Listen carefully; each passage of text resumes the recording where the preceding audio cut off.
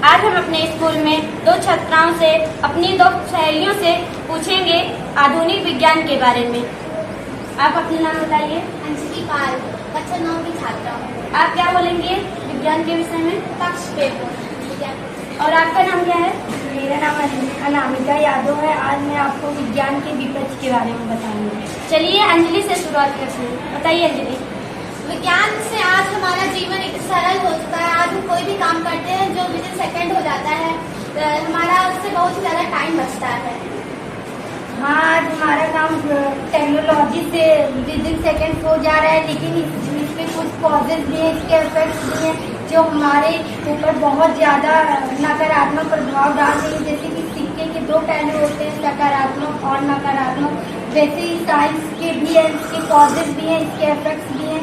जैसे आप बात कर रही हैं कि आज में साइंस विदिन सेकंड से रिजल्ट दे रहा है, तो हमारी हैबिट हो गई है हर चीज विदिन सेकंड्स लेने की। तो ऐसे में नेचर काम नहीं करते। अगर आप बीज या पेड़ या पौधा लगाइए तो वो अपने टाइम पर ही ग्रो करेगा, भले ही आप उसमें क्यों ना ज्यादा पानी डाल दें, क्योंकि meditation is a perfect solution. But believe है मेरा that is full of technology each and every.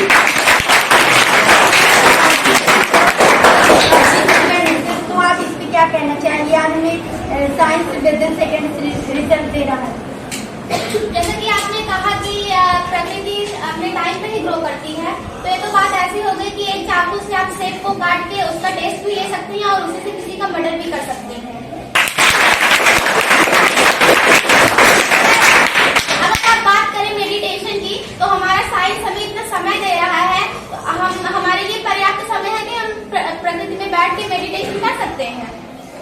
लेकिन टेक्नोलॉजी के कुछ ऐसे एडिक्शन हैं जो हमें उसके प्रति बहुत ज्यादा हम लाभ होते जा रहे हैं, चीजों को प्रोक्रेस्टिनेट कर रहे हैं। अगर हमें अभी टेक्नोलॉजी मिल जाए, एग्जाम्पल में फोन ले लिया जाए, अगर हमें फोन मिल जाए, अगर हम फोन को यूज कर रहे हैं 5 मिनट या 10 मिनट यूज कर रहे हैं और मुझे जैसे लगने लग जाता है थोड़ी और देर चला रहे हैं, ऐसे हम चीजों को बहुत ज्यादा प्रोक्रेस्टिनेट कर रहे हैं। कि आप बता रही हैं कि ऐसा नहीं है, लेकिन हम चीजों को प्रोक्रेस्टिनेट कर रहे हैं। इस पे आप क्या कहना चाहेंगे? अगर आप बात कर रही हैं कि फोन से ज्यादा हानियां ही है, तो ऐसा नहीं है। अगर ऐसा होता तो शायद हमारे सामने खान सर, विकास दिव्य कीर्ति सर जैसे महान टीचर्स हमारे सामने उभर के ना आते। घर पे बैठकर चैनल से पढ़ाई करने वाली दिव्य तावर आज IAS बन पाती। तो हर दुनिया के हर पीपल ही विकास दिव्य कीर्ति सर, खान सर से नहीं पढ़ रहे हैं, और जो लोग गरीब हैं वो उनका कैसे हो रहा है? वो तो पढ़ाई कर रहे हैं। वो जो चैनल्स होते हैं यूट्यूब पे जो मोबाइल में चैनल्स होते हैं, उसपे हम अगर एक टॉपिक उठा के डालते हैं, उसपे हजारों वीडियो आ जाती हैं जो फ्री में पढ़ाई होती है। तो आप ऐसा कैसे कह सकते हैं कि जिनके पास पैसे नहीं है वो नहीं पढ़ सकते हैं टेक्नोलॉजी से? तो हजारों वीडियोस तो आ जाते हैं, तो हमको फोकस के साथ एक ही वीडियो देखना है, लेकिन हम एक वीडियो को नहीं देखते। बार बार लगता है इससे ये ज्यादा अच्छा होगा, इससे ये ज्यादा समथिंग बेटर देन अदर, हम दूसरे वीडियो ऐसे यूज करते हैं, तो ऐसे हमारा फोकस कंसंट्रेट नहीं हो पाता एग्जैक्टली।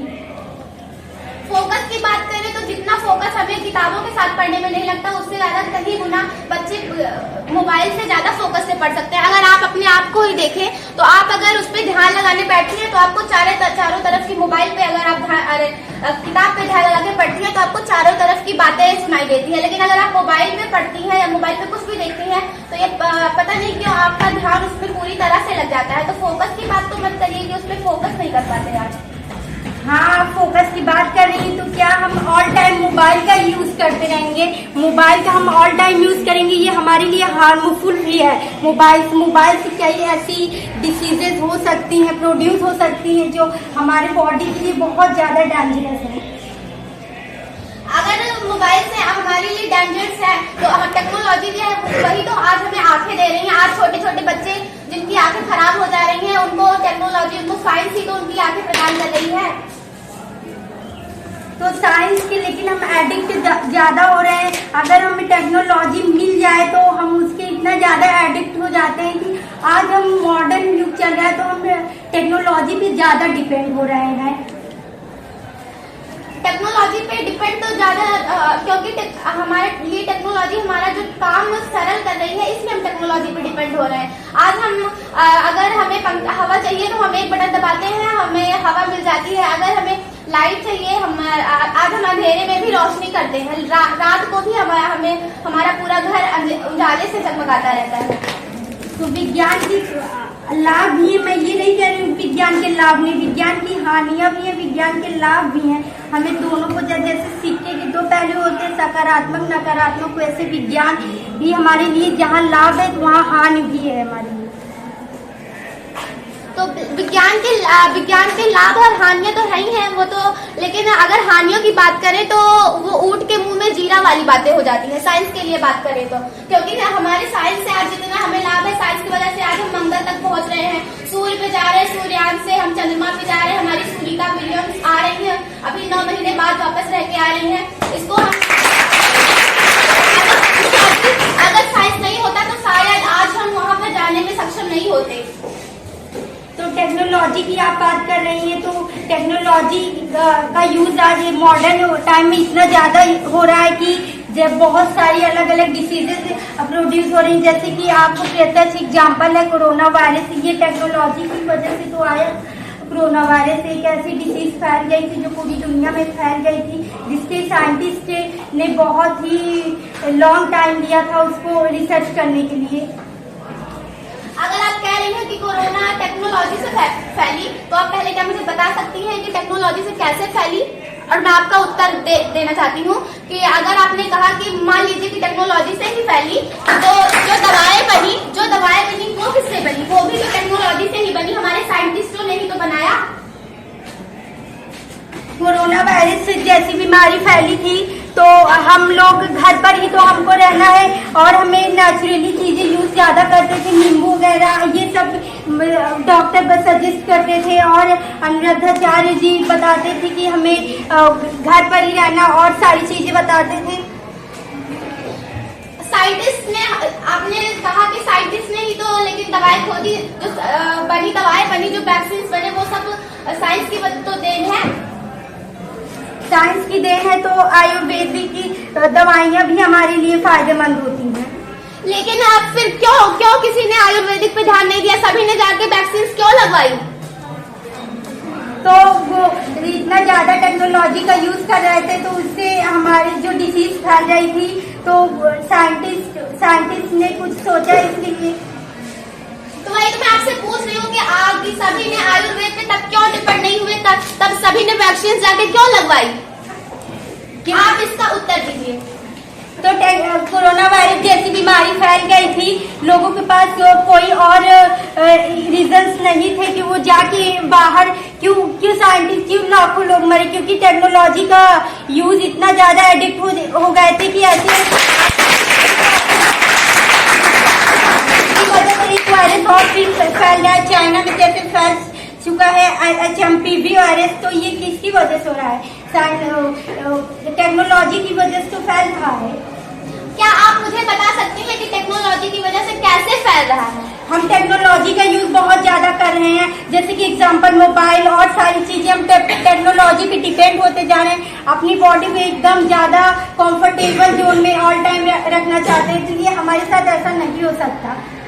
अगर आप बात कर रही हैं कि हम हमेशा कंफर्टेबल जोन में रहना चाहते हैं, तो ऐसा नहीं हुआ है, क्योंकि अगर शायद साइंस नहीं होता तो आज हमारे देश में अकाल होता, आज हम खाने के लिए तरसते।